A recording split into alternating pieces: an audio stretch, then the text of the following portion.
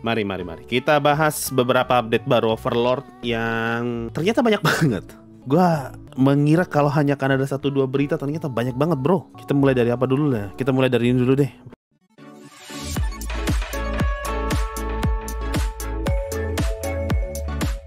Kita mulai dari ini dulu. Overlord Volume 1 di Gramedia Phoenix bakal rilis bulan depan, tanggal 16 Oktober 2024, total 400 lembar, harga estimasi 125.000. Murah sekali ini dong. Kalau versi Inggrisnya tuh, versi Inggrisnya 250 lembar. Indonesia jadi 400 bro lembarnya. Jadi tebal, taruh di mana nanti? Apa ini ya? Apa bukunya kecil ya? Makanya tebal. Kalau versi Jepang kan 389 ya. Makanya dia lebih tebal daripada Inggris, karena Inggris besar gitu bukunya. Gue curiga kecil gitu nanti kayak bahasa yang versi bahasa Jepang. Makanya 400 lembar. 125.000 aja bro. Sudah tidak ada lagi alasan untuk tidak beli nih mah. Kalau lu memang suka sama Overlord dan lu pengen support ya, bulan depan bro. 125.000.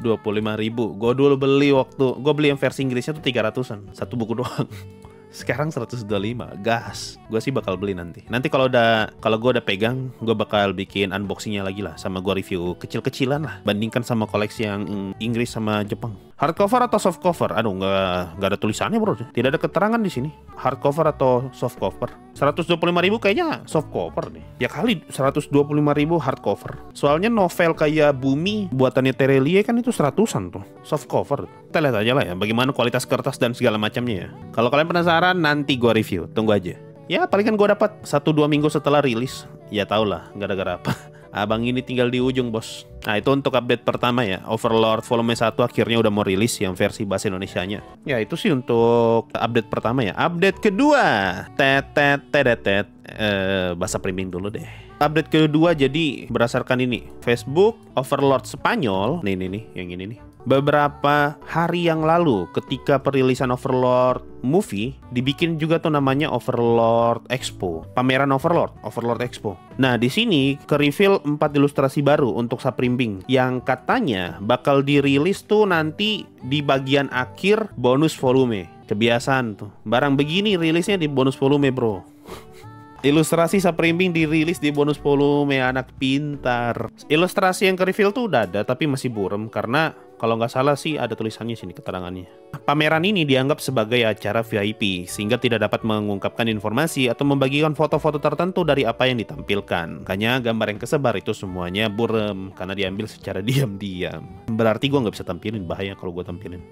Oh ini gue baru baca nih. Gue baca versi bahasa Indonesianya aja ya. Item Mare Ilahi, ini apa world class item yang dikenal sebagai Shadow of Yggdrasil. Oh ini define itemnya Mare. Tongkatnya adalah tongkat khusus dalam memicu kerusakan tumpul. Ini adalah senjata terberat dari para penjaga lantai. Ini informasi yang ke-reveal di Overlord Expo nih. Jika berkaitan dengan berat, senjata yang mirip dengannya adalah Susano oleh Nishiki Enrai, tapi lebih ringan. Efek membuat tongkat ini menyebabkan Mare kurang lincah. Oh tuh, Mare jadi tidak lincah kalau dia pegang tongkat ini. Mare bersenjata dengan bayangan Yggdrasil akan menjadi musuh kuat bagi Ainz. Hah? Mare dengan Shadow Yggdrasil bakal jadi musuh kuat bagi Ainz? Ini karena fakta bahwa tongkat ini spesialis dalam pukulan. Oh iya, pukulan tumpul ya. Ainz kan Overlord ya. Overlord alias skeleton lah. Skeleton tuh lemah sama serangan senjata tumpul. Oh iya, betul juga ya. Dan dapat mengelola sihir berdasarkan iman. Anjir, iman. Mare adalah salah satu NPC terkuat di Nazarick dengan beberapa pengecualian. Bahkan jika kita menyertakan 41 anggota guild.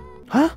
Mare adalah salah satu NPC terkuat di Nazarick bahkan jika kita menyertakan 41 anggota guild. Bro, bahkan Saprimbing aja tuh masih banyak yang lebih lemah daripada Mare berarti. Tambah OP. Informasi baru ini malah bikin Mare jadi makin OP. Lanjut ya. Kami dijelaskan apa yang akan diterima anak-anak NPC Nazarick. Misalnya, Sebas dan Soare akan memiliki seorang putra. Sebas dan Soare bakal punya anak bro, anak laki-laki. Anak yang lahir dari NPC ini akan diperlakukan dengan tingkat rasa hormat tertentu. Tapi dia tidak termasuk sebagai teman sekutu pendamping di antara NPC lainnya. Dia akan dianggap sebagai orang asing, tapi juga dia tidak dianggap sebagai teman Nazarick di kanan penuh, menjadi ditoleransi. Namun aturan ini tergantung pada NPC mana ayah dari anak-anak ini. Jadi status anak NPC itu bakal dipengaruhi sama orang tuanya siapa lah. Kalau anaknya Demiurge dan Sebas tidak akan mendapatkan perlakuan yang sama. Iya, gua paham. Berarti tergantung ini kasta di Nazarik lah. Kalau di Nazarik kan Demiurge tuh lebih tinggi daripada Sebas ya. Jadi kalau misalnya Demiurge punya anak, Sebas punya anak, nah anaknya Demiurge tuh bakal lebih tinggi tingkatnya daripada Sebas. Wow, Sebas dan Suare bakal punya anak laki-laki, bos. Informasi yang sangat tidak akan pernah trivial di novel.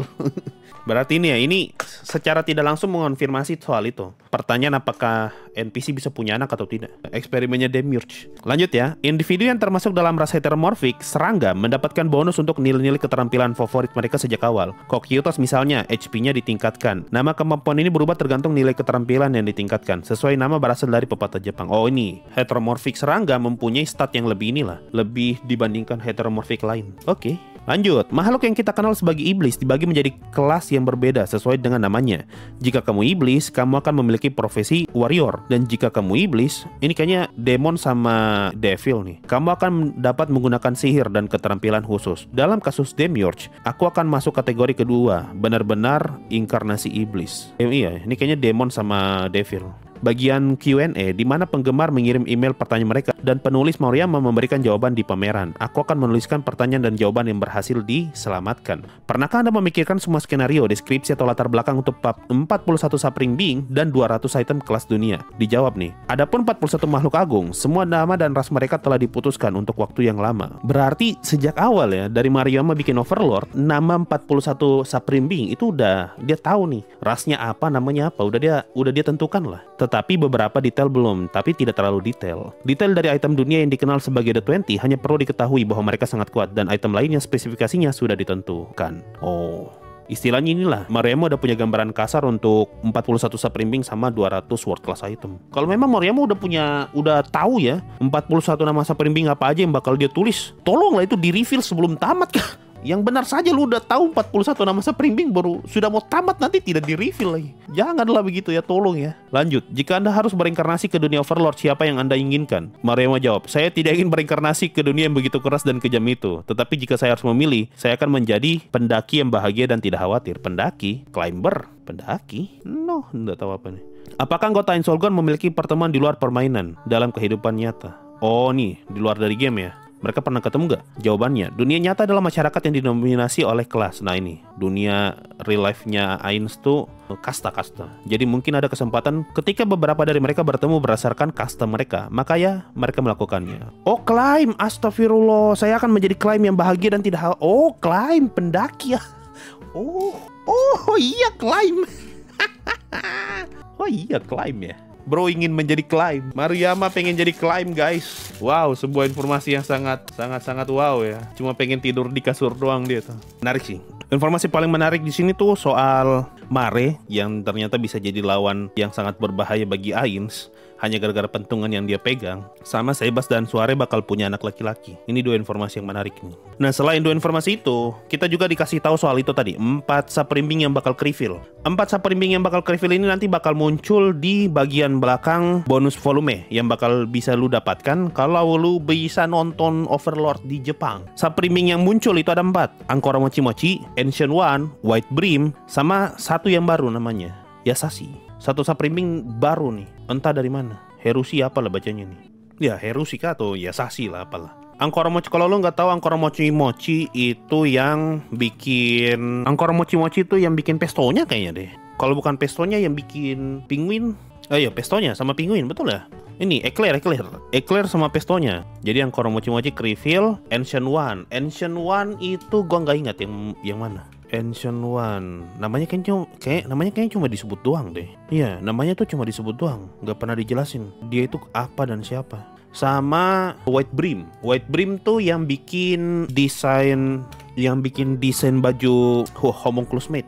Nih, designer of the Homunculus Mate, White Brim. Nah, sama yang terakhir ini, yang paling baru nih. Yang paling baru namanya apa gitu? Yasashi kah apalah, Heroshi lah. Oh ini Ancient One. Ancient One juga jadi salah satu pendiri Ainsolgun, 9 orang pertama lah. Oh ada nih Yasasui. Ini namanya nih Yasasui. Nggak pernah disebut deh kayaknya. Iya kan nggak ada informasinya. Nggak pernah disebut di novel dia. Ini orang baru nih. Dari 41 Moriyama memilih untuk mereveal nama baru. Jadi kita udah punya 4 nih. Ankora Mochi Mochi, White Brim, Ancient One, sama Yasasui. Gue tidak tahu ya, sebelum boleh diliatin gambarnya. Jadi ya Gue nggak bisa ngasih lihat, tapi di sini kita bisa baca lah deskripsinya ya. Deskripsinya Ankoro Mochi Mochi, tubuhnya tampak seperti potongan daging yang besar, tetapi meskipun penampilan yang aneh, ia mengenakan peralatan yang akan dikategorikan sebagai seksi dan terbuka. Berjalan dengan 2 kaki, jika dibandingkan dengan karakter dalam novel yang ilustrasinya ada, itu memberikan kesan mirip seperti Neuronis. Nah, ada nih. Kecil aja di kiri nih, ada nih. Gue nggak bisa tampilin utuh. Ada nih. Ya, lu bayangkan ada daging pakai bikini armor. Nah, itu Ankoro Mochi Mochi. Daging pakai bikini armor. Di Overlord tuh ada 3 karakter bro yang pernah dan pakai bikini armor. Clementine, Mare, Ankoro Mochi Mochi. 1 normal, 2 tidak betul. Satunya sudah mati. Aduh, Overlord. Kalau soal desain memang Overlord paling tidak masuk akal. Sama senjatanya tuh rapier loh. Dia pegang rapier si Ankoro Mochi Mochi. Jadi lu bayangkan ada daging besar nih, dagingnya nih pakai bikini armor baru pegang rapier. Bagaimana coba ceritanya? Orang yang kepikiran bikin eclair sama pestonya nih, makhluk bentuk kayak begini nih. Lanjut ada ini Ancient One. Penampilan mereka adalah humanoid berjubah. Pakaian yang membuat dia terlihat seperti magician. Mirip seperti Hastur dari Cthulhu Mythos, tapi tidak ada tentakel. Oh, yang ini nih, Ancient One yang kirinya. Kalau dilihat dari pakaiannya yang berjubah, kemungkinan dia mage, magician lah. Baru di bawahnya White Brim. Ini White Brim tuh yang kanan ini nih. Yang kalau lu perhatikan tuh kayak lagi bawa tameng di tangan kanan sama senjata tangan kiri. Ini armor semua nih, lengkap nih. White Brim bentuknya adalah makhluk besar dan berat, berkaki 2. Penampilannya mengingatkanku pada Yamaiko atau warrior Takemikazuchi, menggunakan baju besi yang mirip dengan baju besi yang dihiasi Pleiades. Mirip baju besi Pleiades? Make sense sih kalau dia bajunya mirip Pleiades ya. Kan dia yang bikin baju ini ya, bikin bajunya Homunculus Maid. Make sense sih kalau ternyata armor yang dia pakai mirip seperti Pleiades. Dan samping terakhir tuh Yasasui, memiliki kulit yang sangat tipis. Bagian atas tubuh dekat dengan humanoid dan bawah bukan kaki, memiliki banyak tentakel. Berarti bagian atas manusia, bagian bawahnya gurita. Peralatannya membuatnya terlihat seperti seorang penyihir ajaib. Mage lagi nih. Ya inilah 4 subprimbing yang bakal Creeper nanti di bonus volume. Bonus volume. Kita yang di luar Jepang dan yang tidak bisa nonton movie, tidak bisa lihat langsung. Kita hanya bisa berharap sama peta nih. Kalau sudah begini. Itu gambar apa yang di samping Sebas? Ini sketsa kasar. Kalau ini bisa ditampilin seharusnya ya. Ada nih. Ini sketsa yang ditampilin di Overlord Expo. Ini sketsa kasarnya Maruyama.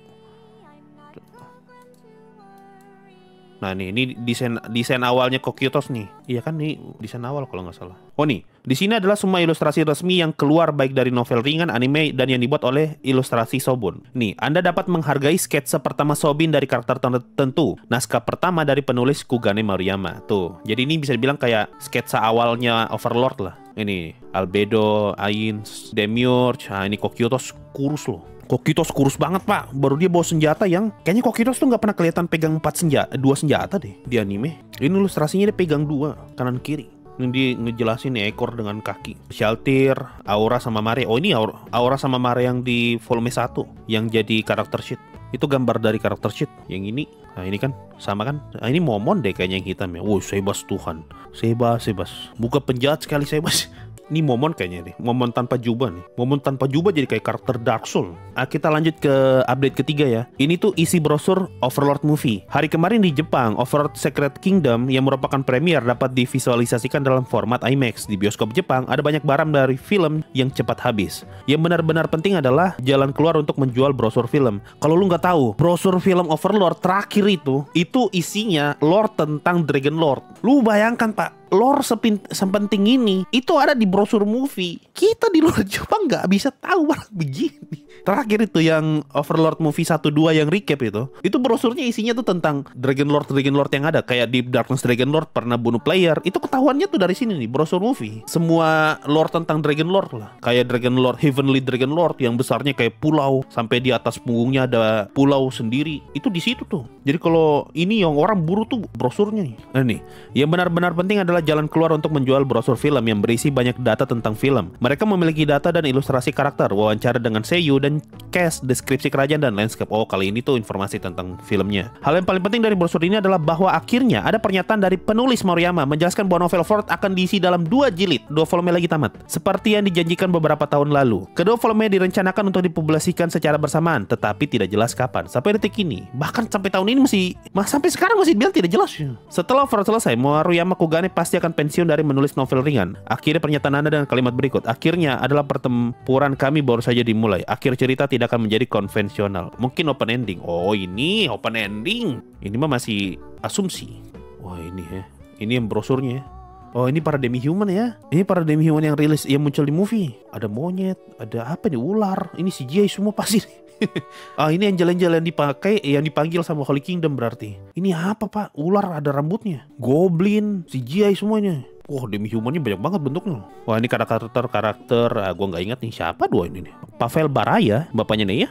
Orlando Compano. Ya ini sih untuk update ketiga ya. Nah, update keempat, kita dikasih bocoran ilustrasi yang bakal muncul di Overlord bonus volume yang bakal rilis nanti di versi movie. Kan pas perilisan movie nanti bakal ada 2 bonus volume. Nah, bonus volume pertama tuh ilustrasinya salah satunya ini. Nah, di sini tuh kita bisa lihat ada party ngelawan naga kepala 2. Bro, ini party apa lagi bro? Ada cewek telinga kucing loh ini. Siapa mereka? Kalian siapa? Ini kenapa tiba-tiba ada naga kepala? Ini naga kepala 2 atau naganya ada 2? Apa jangan-jangan ini nanti nyeritain itu ya? Badannya Clementine yang hilang tuh. Organisasinya Clementine apa lagi namanya? Zoranon. Apa jangan-jangan ini Zoranon ya? Jadi alasan kenapa selama ini Zoranon hilang, ya gara-gara ini sudah diselesaikan sama Ain sebenarnya, tapi off screen. Kalau ini misalnya Skeletal Dragon ya, terakhir yang panggil Skeletal Dragon tuh Zoranon loh, si Khajiit. Bisa jadi sini kalau mau nutupin itu ya, nutupin salah satu misteri di novel. Paling kan ini ilustrasi waktu Ainz berada di daratan Kadze. Daratan Kadze kan isinya undead semua ya. Make sense sih kalau di sana ada Zoranon. Kan Zoranon tuh sekte, kayak sekte pemuja undead gitu. Ya inilah untuk ilustrasinya nanti ya. Kita lihat aja lah nanti. Tidak pas, sebentar aja itu pasti udah kesebar tuh versi petaninya ya. By the way, situs resmi Overlord Jepang itu udah ngerilis 8 lembar pertama untuk bonus volume nanti. Nih, ini 8 lembar pertamanya. Kalau lu bisa bahasa Jepang, silakan baca sendiri di websitenya. Tapi karena gua nggak bisa bahasa Jepang, kebetulan di Reddit sudah ada yang translate. Tapi kayaknya ini pakai Google Translate deh. Oh ini pakai Google Translate. Jadi kemungkinan banyak salah-salah kata. Sekalian gue bacain aja ya. Atau gue baca setelah itu gue jelasin aja ya maksudnya apa ya. Bagian ini itu narasi tentang pertanyaan di manakah Momon tinggal. Momon sebagai seorang petualang Adamantite tinggal di mana nih dia nih? Nah, Momon tinggal di sebuah rumah yang nyaman dan kecil. Cocok untuk keluarga yang tidak memiliki anak, yang sedikit lebih kaya daripada orang biasa. Oh, Ainz sewa tempat ini ya? Saat Ainz memikirkan untuk menyewa tempat ini, oh, Ainz pengen beli rumah. Oh, enggak ding. Oh, ini Ainz sudah beli rumah, tapi karena Ainz malah beli rumah kecil kan. Nah, orang yang jual nih, yang jual rumah ke Momon lah, bukan Ainz. Momon kayak bilang ke Momon, yakin nih mau beli rumah kecil begini, kenapa nggak beli mansion aja yang besar? Tapi ya udah. Nah, di sini jelasin kalau Ainz punya 2 alasan kenapa dia memilih beli rumah kecil daripada tinggal di mansion. Dan ini Ainz beli tepat setelah Jaldabot menyerang Rise of the Kingdom. Berarti setelah volume 2, setelah season 2. Ini salah satu alasannya karena rumah ini direkomendasikan oleh salah satu kenalannya yaitu Panasole. Aduh, gua lupa. Panasole itu siapa lagi? Panasole itu nggak muncul di anime soalnya. Dia cuma muncul di novel sama di game. Saking tidak pentingnya dia nih. Masih juga Moriyama ingat ada karakter begini. Panasole. Oh nih, alasan kenapa Panasole tawarin rumah ini ke Momon, biar Momon tuh bisa tinggal lebih lama di Rise of the Kingdom. Oh, jadi setelah Jaldabot nyerang Rise of the Kingdom nih, si Panasole sengaja lah belikan Momon rumah biar Momon ada alasan untuk tetap tinggal di kerajaan. Karena Ainz ingin menjaga reputasinya sebagai Momon, Ainz mau tidak mau harus menerima tawaran dari Panasole. Oke. Oh, enggak. Panasole itu minta Ainz, tawari Ainz untuk beli rumah. Tapi Ainz tuh tidak enak beli rumah terlalu besar karena dia tidak mau terlalu apalah gitu. Nah, makanya dia bilang aku maunya yang kecil aja lah. Makanya jadinya dia beli rumah kecil. Oh, bukan beli deh, sewa ya. Kayak intinya masih ngomongin soal ini lah, rumah lah. Lanjut ke halaman ketiga. Ini kayak cuma bahas kamar doang. Kamar sama rumah. Intinya halaman ketiga ya. Ini masih bahas soal kamarnya Ainz. Kamar atau rumahnya Ainz lah yang dia sewakan. Yang dia sewa. Ya, ini masih bahas soal kamar lah, halaman keempat ya. Nah, sekarang nih pokoknya ya, halaman 2, halaman 3 sama halaman 4 itu masih ngebahas soal kamar atau rumah yang disewakan sama Panasole. Nah, halaman kelima ini ngebahas soal Panasole atau siapalah itu ya, mencoba untuk kenalin Momon ke perempuan. Cuman karena di dekatnya ada Nabe jadi agak kesulitan gitu. Soalnya Nabe sudah terlalu cantik nih. Ya kali Momon bisa digoda dengan perempuan. Lanjut halaman 6. Kenapa tiba-tiba bahas kontrol amnesia nih? Hah? Albedo mau datang ke guild petualang? Jadi halaman ke-6 ini ngasih tahu kalau selama di kamar ini atau di rumah yang disewakan ini, Ainz tuh atau Momon tidak pernah lepas armornya. Kenapa? Karena Momon lagi siap-siap untuk menyambut Albedo yang bakal datang ke Guild Adventure. Bikin apa? Albedo nyamar nih berarti. Bisa nih Albedo datang ke Guild Petualang. Oh, Albedo datang ke Guild Petualang untuk bikin permintaan atau request. Dan Albedo minta ke Momon untuk menginvestigasi daratan Kadze. Jadi yang kasih misi Momon alias Ainz untuk pergi ke daratan Kadze ya Albedo. Berarti Albedo nyamar jadi siapa ya? Kok bisa dia datang ke Guild Petualang? Oh ini nih, terima kasih Ainz. Momon telah penyamaranmu sebagai Momon telah dianggap sebagai penyamaranmu sebagai Momon itu kan dianggap berada di bawah kendali Sorcerer Kingdom. Ah, ini berarti ngasih tahu kalau timeline novel ini ada setelah volume 10, volume 9 ya, setelah season 3 timelinenya. Karena kan Sorcerer Kingdom udah kebentuk nih. Oh, pantas Albedo bisa datang. Jadi Albedo datang sebagai Perdana Menteri Sorcerer Kingdom. Oh ya. Jadi meskipun Momon, oh ini berarti bukan ini di Resise Kingdom atau di Erantel ya? Tapi bukannya, kayaknya di volume 10 kan dijelasin kalau Guild Petualang yang ada di Sorcerer Kingdom udah sepi. Berarti ini Albedo pergi ke Guild Petualang yang ada di Resise Kingdom dong. Albedo pengen ngasih request langsung ke Momon untuk pergi ke daratan Kadze. Lanjut lembar ke-8. Oh nih, dijelasin kalau Albedo datang langsung ngasih perintah ke Momon, takutnya ini malah bakal merusak reputasinya Momon sebagai petualang Adamantite. Makanya Albedo bisa ngasih perintah ke Momon itu harus secara ofisial lewat Guild Petualang. Oh nih, di sini dijelasin kalau Nabe bingung, kok bisa mendengar permintaan dari Sorcerer Kingdom aja bisa bikin reputasi seseorang jatuh. Di sini dijelasin Ainz tuh pengen kalau orang-orang menganggap Momon itu bukan sebagai bawahannya Ainz lah, tapi orang yang terlepas dari pengaruh pemerintahannya Ainz. Makanya mereka harus repot-repot acting sejauh ini nih cuma demi menggerakkan Momon. Ya oke. Jadi 8 lembar pertama dari bonus volume itu intinya cuma mau ngasih tahu ini timelinenya di mana, yaitu setelah volume 10 Ainz lagi nyamar jadi Momon lagi ada di rumah yang disewakan sama Panasole, dan Momon pengen nerima request dari Albedo biar dia bisa pergi ke daratan Kadze sebagai Momon, bukan sebagai Ainz. Nah, nanti pas di daratan Kadze itu baru deh ketemu sama kapal hantu. Dan masih jadi pertanyaan, ini semua siapa? Kemungkinan sih party. Karena kita bisa lihat sini ada 5 orang nih. Anggaplah yang kiri ini tank, yang ini juga tank, ini priest, yang ini nih, yang ini mungkin roach, assassin, baru yang ini mage. Bisa jadi. Atau mungkin ternyata ini Zuranon. Ada hit merah-merah nih, dia dikendalikan sama siapa gitu. Kayaknya dia dikendalikan sih. Ada aura-aura merah nih. Mungkin ini ada keterkaitannya sama misi Ainz buat nge-build ulang Guild Petualang sebagai true adventure. Bisa ya, bisa tidak. Ini tergantung tampilannya di mana dulu nih. Ini pasca volume 9 atau pasca volume 10. Karena Ainz pengen ngebangun Guild Petualang kan di volume 10, bukan di volume 9. Kita lihat aja lah nanti ya bagaimana kejelasannya gitu soal timeline dan segala macam. Ya itu aja sih untuk update Overlord ya. Like Novel Overlord bahasa Indonesia udah mau rilis, Overlord Expo di Jepang nge-reveal ilustrasi 4 Supreme Being, sama beberapa informasi baru, sama yaitu soal yang tadi tuh anaknya Sebas, Amare yang ternyata bisa jadi bahaya buat Ainz. Habis itu beberapa gambar yang reveal di Overlord Expo. Ini juga informasi soal brosur Overlord movie yang berisi soal desain visual lah untuk karakter-karakter di movie nanti. Sama ini ilustrasi buat bonus volume yang pertama, sama 8 lembar pertama untuk bonus volume. Lumayan banyak lah untuk updateannya ya. Thank you semua yang udah nonton. Sampai jumpa di update-update yang lain dan bye-bye guys.